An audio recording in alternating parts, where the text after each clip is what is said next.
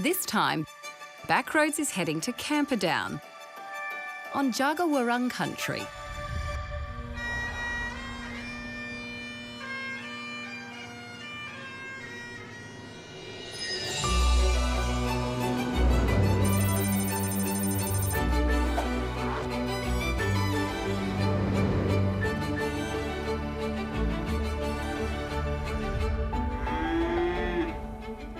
Hi, I'm Kerry Staight, and I can't wait to get to know this town. It's nestled between dormant volcanoes and majestic crater lakes. In the 1800s, many Scottish settlers moved to the area. And today, this heritage is celebrated at the Robert Burns Celtic Festival, an event honouring the Scottish poet. Gihar a haggis.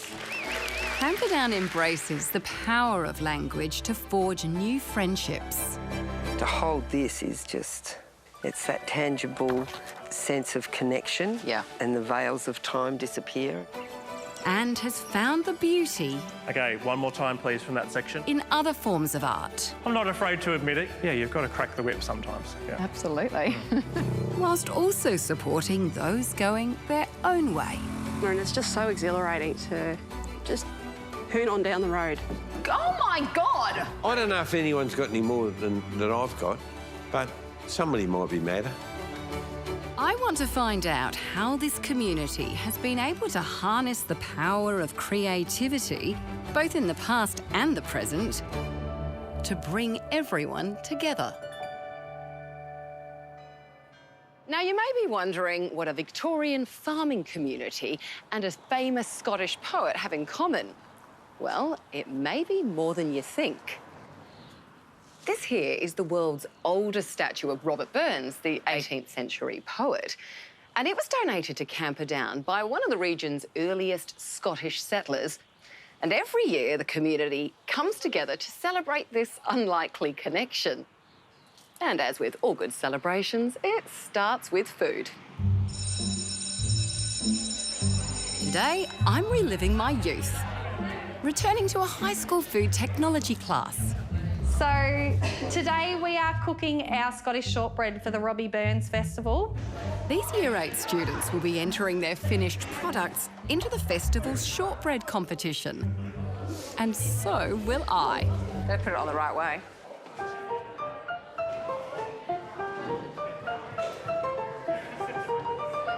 What do you reckon the secret is to a good shortbread? Lots of sugar. And how competitive are you lot? Pretty competitive. I can see that. You guys are focused, man. Traditionally in Scotland, shortbread was brokered over the head of a new bride. It's nice and small, a bit easier to handle. Luckily, in this country town, that tradition isn't practised. So, how long are you actually meant to beat the sugar and the butter? Just until it's combined. Oh, I think I've gone over the top. It's like I've never baked before. In she goes. I'm going to say another 3 or so minutes.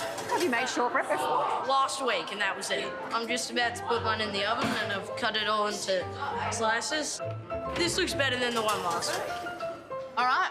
Well, Archer, may the best baker win. Thank you very much. I've got no chance of winning this competition if these bakers are anything to go by. While the kids wait to find out whose recipe will come out on top, I'm off to meet a local who's found his own recipe for success by diving into the past.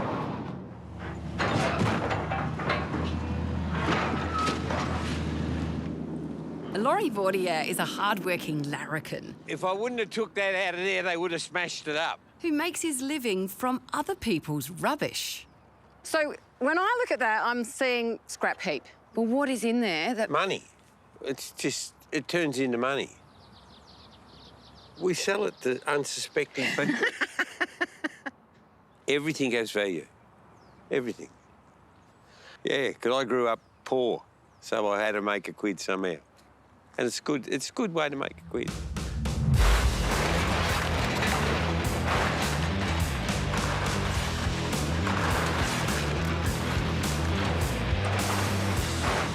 You may recognise Laurie from the reality TV series Demolition Man. A big job like this is the perfect chance for a little father-son bonding. So is this a good window, Dad? This is better than sex. Laurie is the Demolition Man. No diamonds in here. All shit.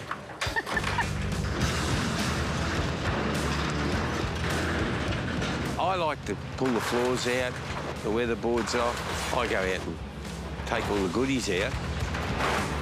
And if it's a good house, you can sell the whole lot. What's the best thing you've ever found? We did a job in Flinders Lane. We had about 10,000 marble tiles, and we got a lot of money for those. You know, that was a good job. What's at the top over there? Oh, it's just shit, just shit. Just ship. Geez, I'm learning about... You'll be a scrappy soon. I'm a scrappy. You'll be a scrappy. Do you reckon you're going to turn me into a scrappy? Yeah. But don't let Laurie's rough and ready demeanour fool you. He might spend his days at the scrapyard, but his home life couldn't be more different. Come on into the old shack. This isn't a shack. Yeah, the shack. This is a museum.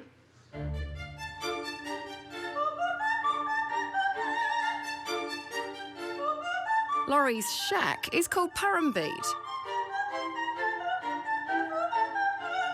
A 10-bedroom estate built in 1842 by the first white settlers to the area.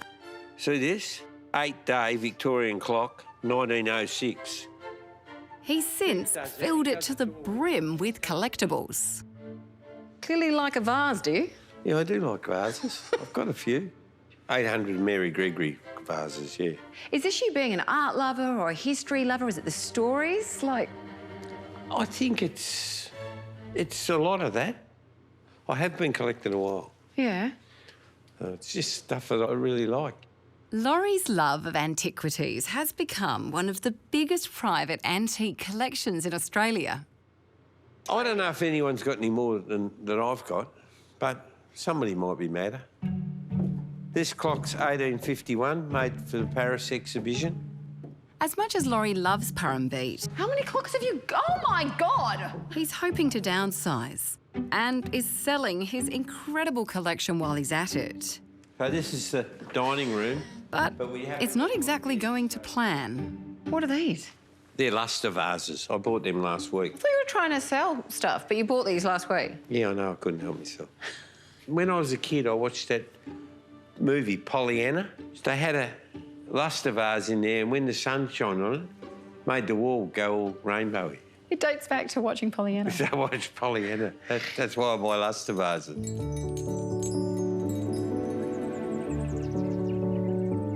Laurie is clearly not your average demolition man. He's a bit of a softie, really, with an eye for beauty and a love of history.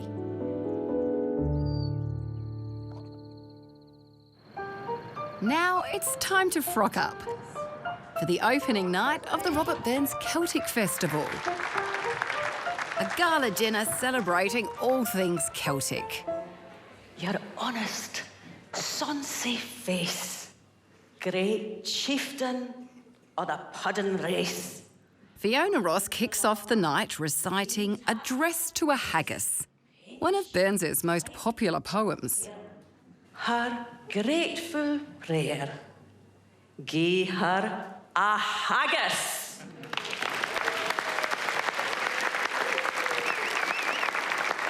It's very dramatic. Well, I think it has to be, doesn't it? It's the address to the haggis. That's what Burns intended when he wrote it.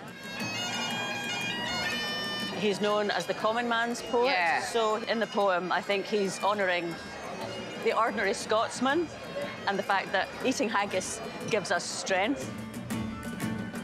Haggis is considered the national dish of Scotland and is made from sheep's innards, oatmeal with a few spices thrown in, and then cooked inside a sheep's stomach. Yeah, I'm not sure that's for me.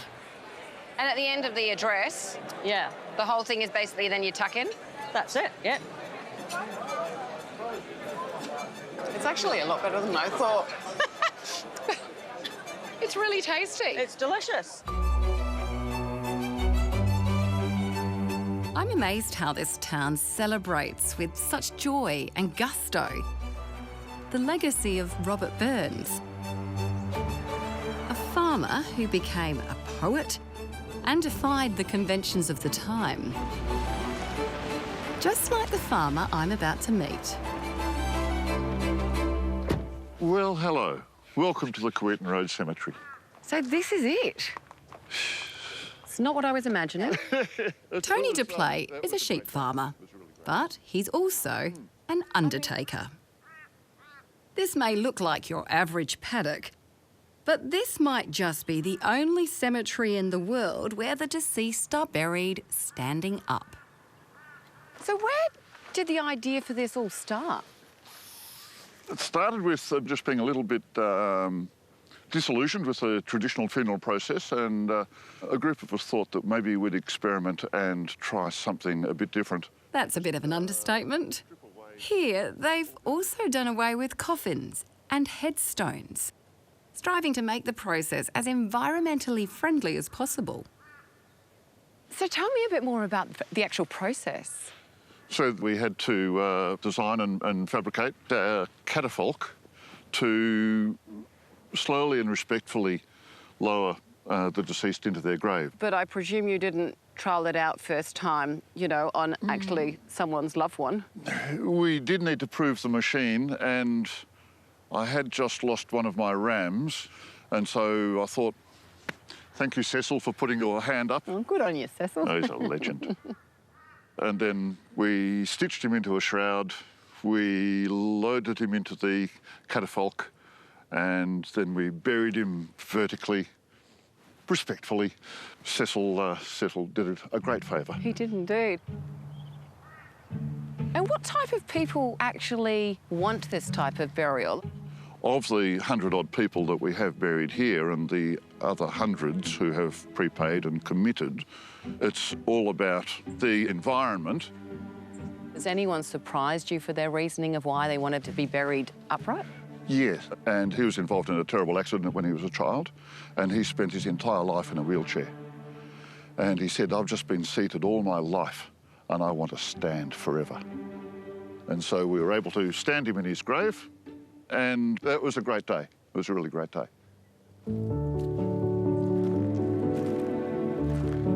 Well, I was going to ask, are you going to be buried here? My word, that's my posse down there. Why this position? It's the closest to Mount Elephant. All my life from my farm, Mount Elephant's been on my horizon, and I just like the idea of being able to see it. What's astounded me is how Tony and an obscure idea can bring profound comfort to people seeking an alternative path in death.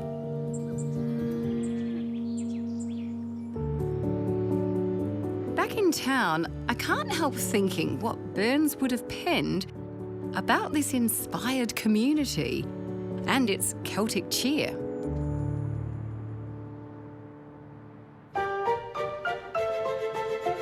The judging of the shortbread competition is underway. It's not terrible, it's just not shortbread. And somehow, I've been roped into judging the high school category. See, I think that toast's quite nice. Yeah, that one's nice. That was nice. Archer's keen to see how his shortbread stacks up. You must be pretty sick of shortbread. That's an understatement, Archer. Well done. Well done underneath, yes. Now, with all the shortbread tasted and judged, it's time to reveal the winner. And the lucky winner is Olivia.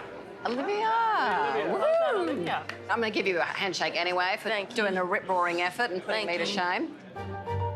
And put me to shame, he did. Later in the day, the results for the adult shortbread competition came in. And you'll be happy to know, I came last.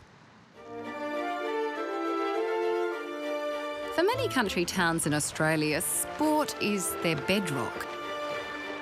However, in Camperdown, they're also able to support and provide avenues for those with creative passions.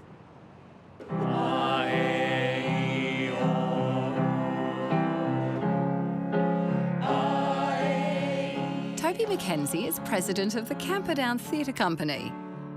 That's been entertaining the locals since 1948. What got you started in the theatre company? Well, I was 16 when I did my first show with the theatre company, and I was dragged along to audition. Why were you a little bit reluctant to begin with? I suppose I was just very shy back in the day. I still am pretty introverted, which does seem probably a bit at odds with being the president of a theatre company, but I haven't looked back since.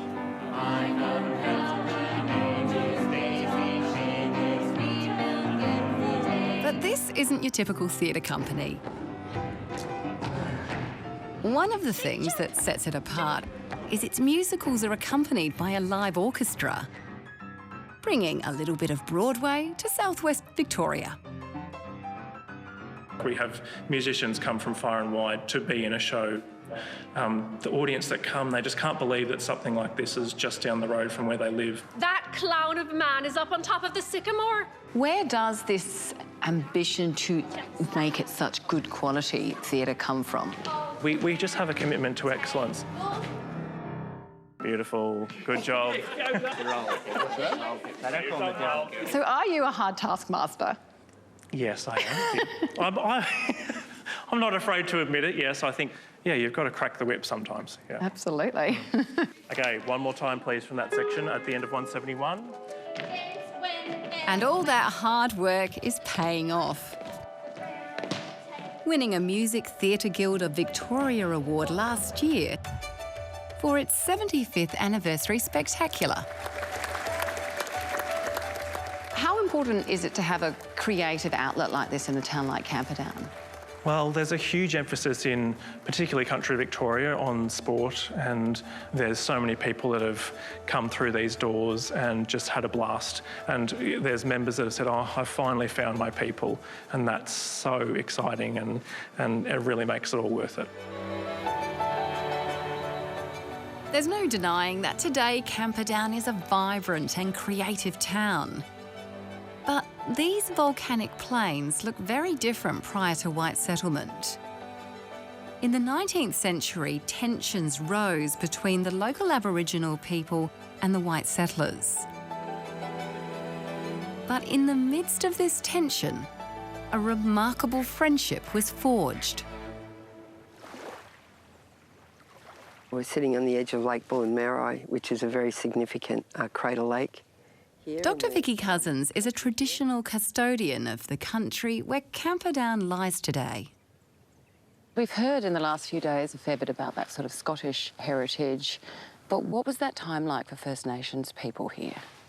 So it was a very traumatic time, you know, the beginnings of the genocide. But we're here, we've survived, and we're definitely building on that. During the frontier wars of the mid-1800s, the traditional owners were dispossessed of their land. As a last resort, many sought refuge at local missions, although some resisted. Wombeach Pullion here in Camperdown refused to leave his country. So I've got a couple of photos here. Oh, I'd really Kerry. like to see. This one is of Wombeach Pullion, and he's got a kangaroo tooth necklace, a possum cloak, and a magnificent shield. Besides handsome, he's very proud and, you know, strong and resolute. He was the last of his clan from the Jagad Wurrung to be living on country. He's someone that we look to and, you know, hold up, because he stood his ground. At this time, there was one Scot in particular who championed their cause. James Dawson was a pastoralist who also took up the role of protector of Aborigines. And him and his daughter, you know, they did a lot for our people. And Isabella, who'd grown up around our people, actually spoke some of our languages. James and Isabella forged a strong bond with Wombeach Pullion and other elders, which resulted in James writing the momentous book, Australian Aborigines. So the book itself was what exactly? The book was published in 1881 with cultural knowledge and laws. There's names, there's a whole heap of language. And so this is the original copy of the book. To hold this is just, it's that tangible sense of connection. Yeah. And the veils of time disappear and you're there and they're here. And then at the back is where the language has been recorded. So it is still very much used today? Yes. You know, we had no fluent speakers left. So I've been working in our language revitalisation for 25 years and it's our key source. So this book helped save languages that would have been wiped out? Yeah, totally. Although Wombeach Puyin and James Dawson's relationship extended much further than this book. A friendship that was memorialised upon Wombeach's death in 1883. And I think they both found a lot of respect and understanding, and James Dawson made sure that Wombeach Puyin was honoured properly after his passing. Robert Burns knew about the power of words and language. And while Camperdown honours his skill today, James Dawson's book has ensured that the local Indigenous languages will never be forgotten. Back at the festival, the unique sound of bagpipes can be heard echoing through the town.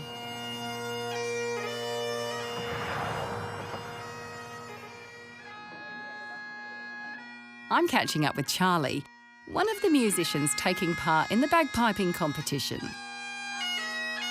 I'm keen to know why a country kid from Victoria would take up the pipes. Well, my nan was Scottish and everyone in our family loved them, but no one played them. And how hard are they to play? Because they look hard. Yeah, they're very hard because you got to squeeze, you got to hit up your drones, and you got to keep the air in the bag so they don't cut out. And how did you go in there today? Yeah, pretty well. I didn't bring them today. What do you mean? Like, I left them at home and I had to use my mate's bagpipes, so it was a bit of a technical difficulty. In Camperdown, I'm learning that people aren't afraid to take on a challenge. So is this your baby? This is my baby. A mantra that Jane McSween also seems to live by. This is Cindy Barbara. Well, she's a CB, so Cindy Barbara. It's very cute. You might also recognise her from the theatre, although she wasn't wearing her motorbike kit then. So what got you into this? Well, I've been a pillion for nearly 30 years. Yeah. And then our boy turned 18 and went off and got a motorbike licence. And he came home and said, Mum, it's easy. OK, well, what am I waiting for? OK, fine, I'll go do it. And the instructor said to me, you know, you'll wonder why you never did it earlier, and they were right. I just love it.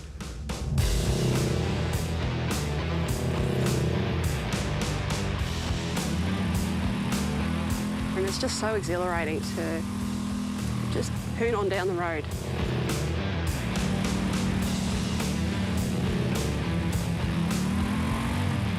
Do you classify yourself now as a petrol head? No? Well, yeah, bikie chick maybe? I don't know. When Jane isn't hooning along on two wheels, she can be found at her day job at the Camperdown Hospital. I'm a medical scientist, so I'm in a laboratory Monday to Friday. Oh, that's amazing. How did you get into that? Well, I knew I wanted to do something medical. Yeah. And we had a family friend who was a scientist, and she invited me to have a look at the lab. And I walked in and went, that's it, this is my space. And I've done it for nearly 30 years now. She's got quite the unique combo going on here. Yeah, I just love doing all of those things. Bikie chick, medical scientist, and musician. I was a small child when I first started learning the piano. I was 6 years old. You know, and somewhere along the way I wound up being involved in musical theatre and found myself in charge of bands. You know, I don't want to be boring. Far from being boring, as well as being the musical director of the Camperdown Theatre Company, She also leads the Lakes and Craters Concert Band. That's been entertaining the locals for nearly 90 years. We have up to about 30 members, and we range in age from, I think our youngest might be about 10, I hope I'm not maligning her, right up to 80 plus. I was wondering when you actually see your family, because you've got all this stuff going on. Well, they've all worked out how to keep up with me, and that's to join the band.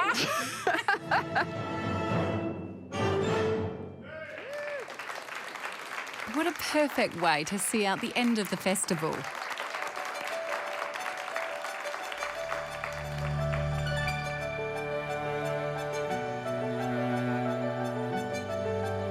I've had such a fun time in Camperdown.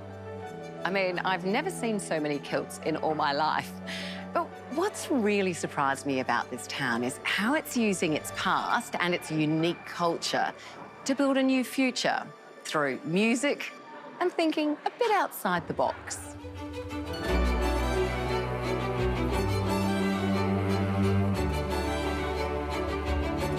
There's a lot of good people. There's a few shitheads, but there's a lot of good people. If you come to town and have a talent, we're going to grab you. We'll find something for you to do, whether you be a quilter or a footballer or a singer or a bricklayer. You know, everybody's talents are discovered and utilised.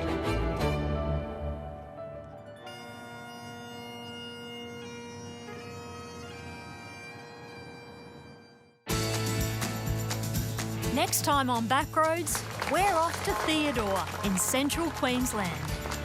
A little town with big ideas. I think if we just sit in the past, there's no going forward, there's no future-proofing our little town.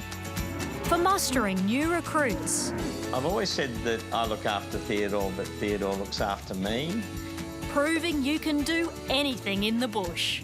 Good morning, Cowgirl Channel.